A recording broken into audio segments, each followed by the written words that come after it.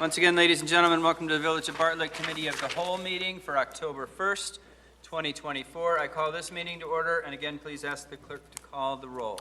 Trustee DEYNE? Yes, here. Gansey? Here. Gunstein? Here. Hopkins? Here. LaPorte? Here. Swansky? Here. President Wallace. Here. To begin our meeting, we'll ask if anyone in the chamber would like to address the committee meeting. Kindly step up to the podium and state your name and address for the record, and try to keep your comments to 3 minutes. Would anyone like to address the committee of the whole meeting this evening that's in the chamber? John, is there anyone online that is waiting in tow? Anxiously. Nobody online. Okay. Thank you. Moving on to standing committee reports, Finance Committee, Chairman Laporte. Thank you, Mr. President. On tonight's agenda, we have a proposed 2024 property tax levy in the amount of $12,870,519. The fund is for the general police pension debt service. The corresponding activity measures, there's no increase are being proposed for the 2024 property levy. The proposed property tax levy for 2024 totals $12,870,519 and is a $210,506 or 1.61% less than the prior year extended amount. The general corporate levy is 1.16% less than the 2023 extension and is the same as last year's approved levy amount. The proposed police pension levy is 1.17% or $31,759 less than the prior year extension, and would require the use of $786,538 of the general fund balance. The 2023 pension levy was supplemented by $319,175 of the general fund balance surplus. The same amount used to keep the 2022 police pension levy unchanged from 2021. The current year's recommended contribution is $3,468,598, an increase of $467,363 from the prior year. Pension cost increases were related to one disability award, salary increases, and investment returns lower than the expected rate over the last 3 years. The debt service levy is lower than the prior year extended amount by $93,153 or 3.09%. Overall, the levy decrease compared to the 2023 extension is $210,506 or 1.61%. The total proposed levy is $4,282 less than the 2023 approved levy. I'll hand it over to staff, and I think we've got a PowerPoint.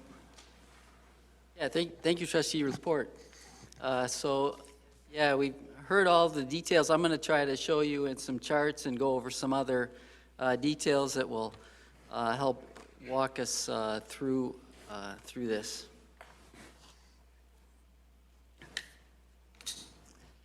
Just a reminder again, the tax levy is for three funding purposes: the general fund, our principal and interest on our general obligation debt, and also to pay. Normally, our levy covers the full police pension contribution, and in years past, we've used some of the general fund for that. Since we are in 3 counties, the state does calculate the burden. We'll be looking at that. It didn't change very much from 2022 to 2023. With the closing of the Brewster Creek TIF, we did have more EAV go on to the rolls at DuPage County, so I'm expecting the burden maybe to shift a little bit more towards DuPage County in the years to come. The levy process does start with the approval of the budget. So when the budget's approved, we pretty much set the levy for the general fund and for the debt service. As the police pension levy, we wait for the actual actuarial calculation to be completed in around July. And then it's collected in the fall. But it does go to fund this 24-25 year that we're currently in. I'm going to skip around a little bit. I'm going to skip over to slide 6 that is with the history that we just heard about. So in 2022, we did not raise the levy in the general fund or the police pension levy. We raised it, we left it the same. That's where the about 319,000 was used out of the general fund. In 2023, we increased the general levy 750,000 to capture the closing of the Brewster Creek TIF. So we were able to collect more property taxes without raising the taxes on the individual properties because of the additional EAV that was added. And then the police pension levy in 2023 was increased only for that annual increase, about 400,000. It was still about the original 319 less than what we didn't raise it from the previous year. So that's, you can see the history here, 2.2 million, we went up to 2.6, and then we're going to leave it at 2.6 again this year, even though the recommended contribution went up another 460,000. So that's where the total coming from the general fund is just about 786,000. So that's the history of the levy. You can see where the general levy has been raised twice in the last 5 years, once for the brush pickup, and then once to capture the increase from the Brewster Creek. Next, I'm going to go back to just the comparison. There's the comparison of the actual levy to the previous approved levy, and that's where it's decreasing 4,282. So the general levy, the police pension levy staying the same, and the debt service levy, that's just based on what our current debt service principal and interest payments are for this year, is actually just going down $4,282. So basically there's no change in our actual levy, but for truth and taxation purposes, that's the truth and taxation law that says if you have more than 5%, then you have to have a public hearing. That's compared to the prior year extension, which is where some of the confusion comes from. The extension includes the loss factor that is added on by Cook County. So Cook County adds 3% to the general corporate and to the police pension levies. So the property tax bills add up to the total extension and includes that 3% that's tacked on to the levy that we pass. And the debt service in Cook County is an extra 5% added on for a loss factor. So when you compare this proposed levy to the actual extension from last year, that's where you get the total decrease of 1.61%, or just over 210%. So this is for truth and taxation calculations, just to be, any questions on? I know I usually start out with the truth and taxation, and then I say this is what the levy to the levy is, but this year was a little different, so I hope I didn't confuse the facts too much on there.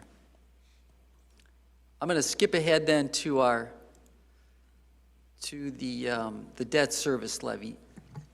We have 6 general obligation bond issues right now.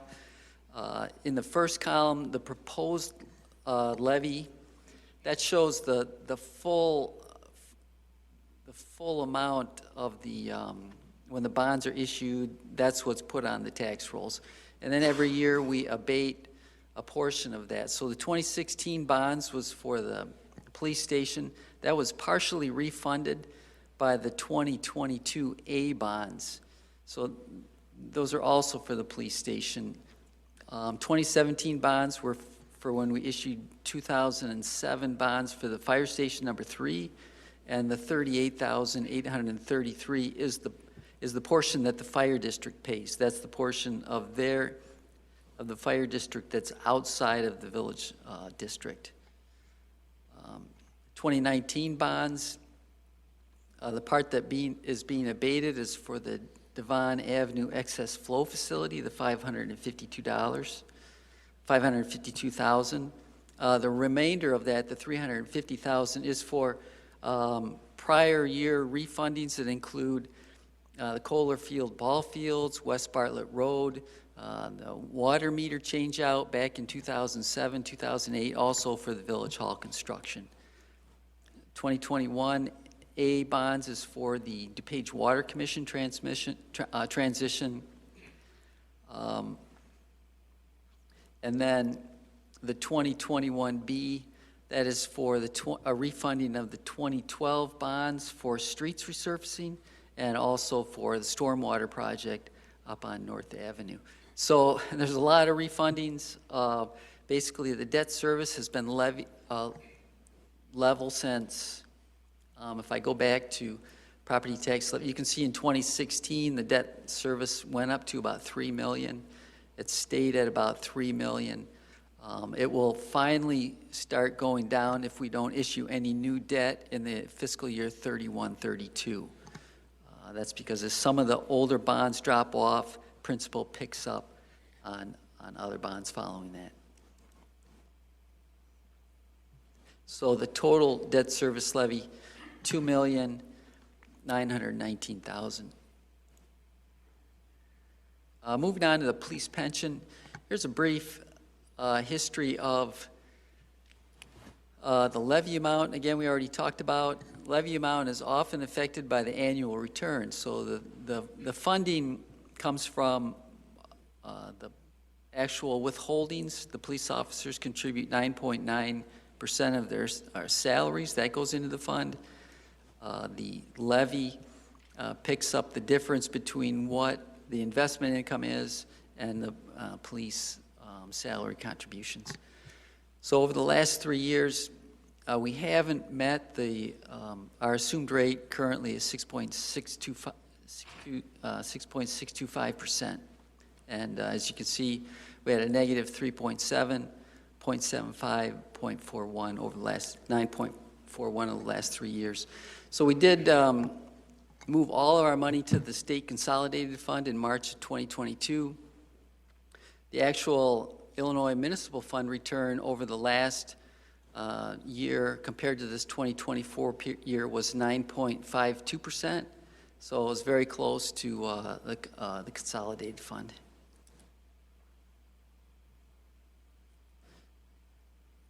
So as we was read earlier, the recommended annual contribution is $3,468,000. We're not proposing any increase. $319,000 was funded prior year, plus the $467,000 increase for the current year. So that's where the total $786,000 will come from the fund balance, general fund balance. We are completing our audit for the April 30 statement. General fund did do better than expected. We have about a $3 million surplus to the general fund for the period ending April of 2024. Half of that was from income, including investment income with the high interest rates, and then half of that income was from being under budget, particularly the police department and the planning and development department. So as far as the EAV history, last year at this time, we still didn't have the Cook County EAV, so we were estimating 2 years. Cook County ended up coming back with a really high increase, almost 26% in Cook County for the 2022 assessment. So that brought up our overall EAV up 12.85%. 2023, that included the closing of the Brewster Creek TIF, so it went up 13%. About half of that was from the TIF being added, and the other half was just from regular increases in property values. For the 2024 estimate, I'm estimating, I use 3% for Cook on when it's not the every third year increase, 4% for DuPage. So we're estimating about a 3.5% increase. So with that, 3% increase in the EAV and no changes basically in the tax levy. Tax rates are going to go down about 3%. So estimated for Cook County, just under $1 or 1.9716. 2023 rate was 1.0001.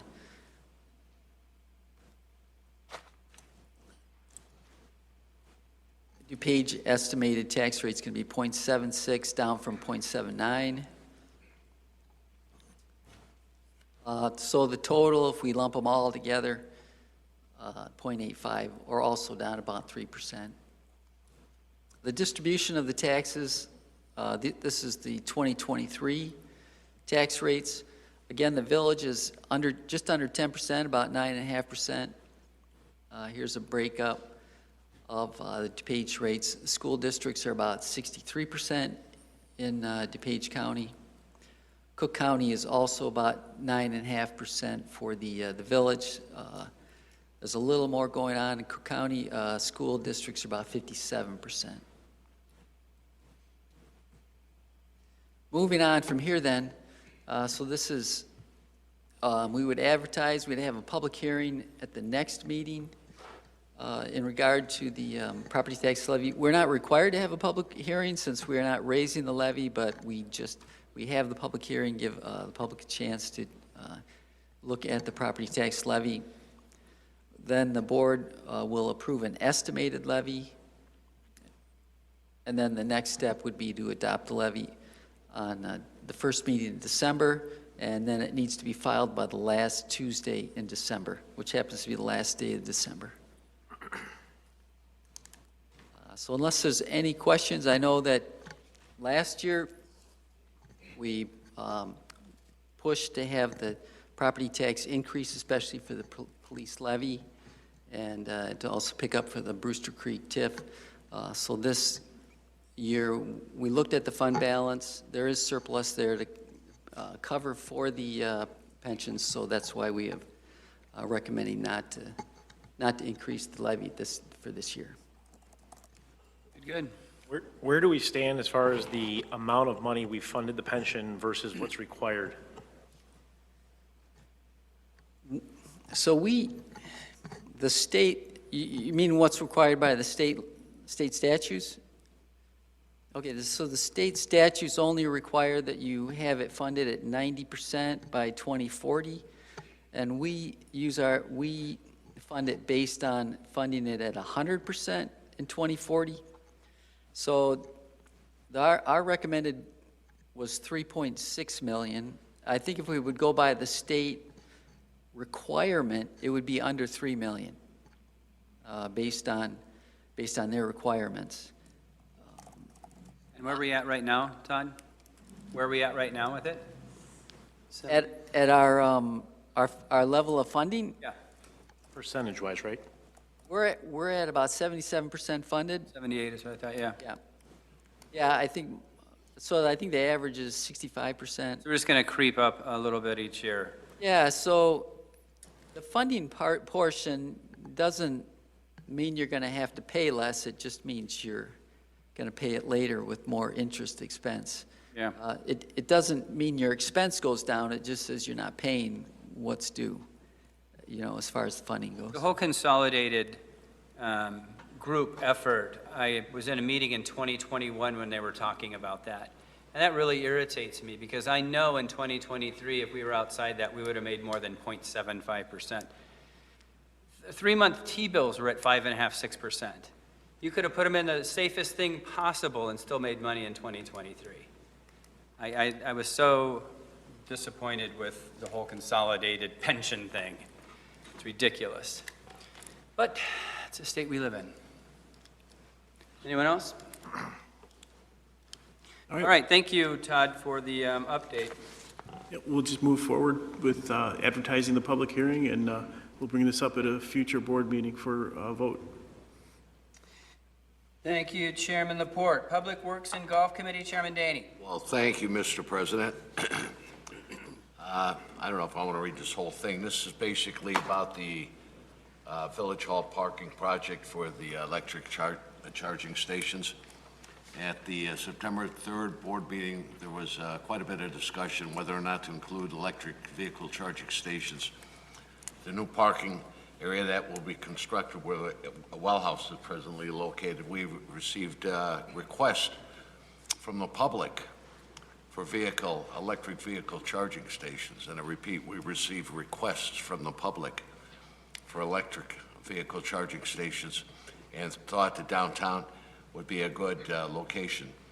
So we applied for some grants. Tyler mentioned that we have a $76,310 grant through the Energy Efficiency and Conservation Block Grant. However, at that time, we hadn't received an official notification. He was able to confirm that the funds are reserved for us as long as we complete the application process. The deadline for the application is the 31st of this month. We will submit the application, provided the board is interested in pursuing electric vehicle charging stations. Assuming we receive this grant along with the ComEd grant of $5,300 per charging station, the total grant potential is $97,510. Therefore, the total project cost would be $136,490. Dan, do you want to add anything to that? Thank you, Trustee DEYNE. Yeah, as he stated, there was a lot of discussion at in September. So we put together some information. I've got John Caruso and Bob Mitchard from Christopher B. Burke Engineering that will be able to help answer any questions you may have. I think kind of break it down to a couple sections. The first question for the board would be electric vehicle charging stations.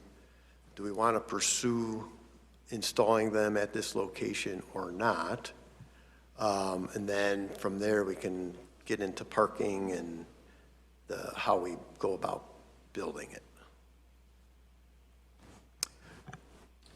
In my opinion, I think we should hold off on all of this and put it into our strategic plan as to what we do with the current pump station and decide what we do with that. Dan brought up a good point in speaking with him about this, maybe make it just part of our entire downtown plan.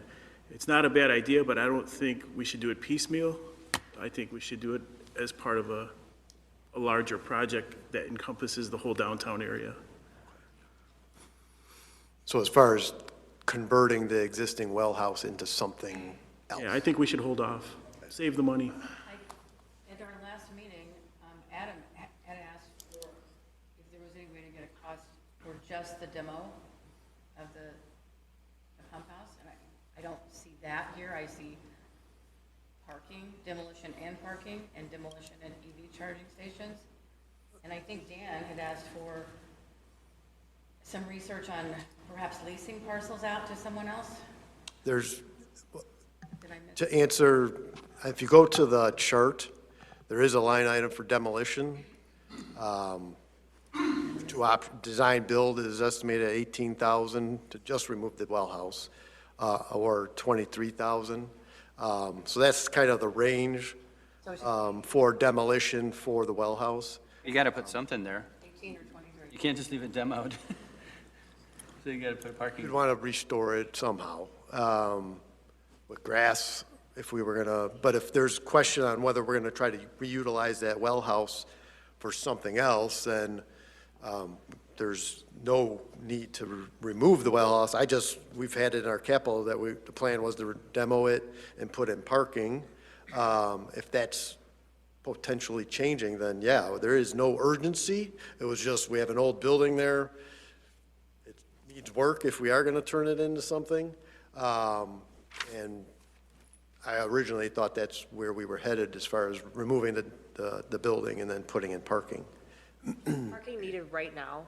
No, and that's why I said if the board is interested in doing a downtown strategic plan and has thoughts of turning that into something, we could put the brakes on this and leave it as is until we have that study done and figure out what the ultimate goal is for that building. There is no urgency for parking or the EV chargers or any of that type of stuff. The building can remain as is, but it does need, depending on what I guess we turned it into, it does need work. I would think that some of the residents along some of those streets that came in and voiced their concern about street parking would disagree with that possibly. Because if we put parking here and opened it to the public, couldn't they walk right behind the fire barn and go right down the alley to like Moore Brewing and LAPORTE and everything else? I don't think they can, there's not sidewalk. That needs to be cleaned up anyway. There's not The whole area sidewalk, but back they there could, needs to or be they cleaned could, up. take the Yeah, sidewalk along Main to Railroad, but Yeah. yeah, there would be pedestrian access. I just want to clarify my conversation with Joe, and I had it with Paula as well. I think we all agree that the pump house needs to go down at some point. I was looking at it from a larger scale. We have the pump house on this side, we have a well house and a above-ground storage over here. We have a parking lot across the street. We have a house that's in between two parking lots on Oak. We have other options, and I think if we got together and strategically thought this through, we might end up with the opportunity to take that site that's across the street and sell that off to a retail developer, which would generate tax revenue. Same thing possibly with this site over here, if it's not additional employee parking. We still have the conversation at some point regarding the fire barn is going to come up again. And I know that the continual conversation about AT&T building comes up at least every year. And, 1 year, we're going to hope and pray that they say, yeah, we're done with it, because I think that big picture, that's, what I'd like to see. Yeah. And I'd like to sit down and have a strategic plan for all the parking that's necessary for the village staff, the police department. And at that point in time, if the demand for EV charging is there, whether we lease the property at a train station parking lot, or we lease the property across the street by Banbury Fair, wherever it may be, we should assess it at that time after we have a budget in place for putting our whole strategic plan into motion. You mentioned that the fire barn, that conversation is going to come up again. When did it come up in this boardroom? No, I just know that it's vacated by Hanover Township at some point, Oh, so. said it I like think a good indicator that knowledge here. I would just say, when their plans, when they moved when they built their facility out by the township offices, that's when they vacated. Did you know about that? Yeah, that was their plan all along. Yeah, we toured it. Yeah. I didn't know they were vacating it. I'm not indicating anything that has to be done with the fire barn. But I'm indicating the fact that we may need parking to accommodate that facility more so. Yeah, I just want to clarify, the fire barn's not vacated. The storage of the Hanover Township Emergency vehicles. vehicles have been moved. But the volunteer fire department still operates the fire barn. Okay. So there's no talks about taking it down, there's no discussions with the village or anything, so there's really no discussion with the fire barn right now. Tyler, are we able to use that grant just for the demolition and throw some grass seed down for right now?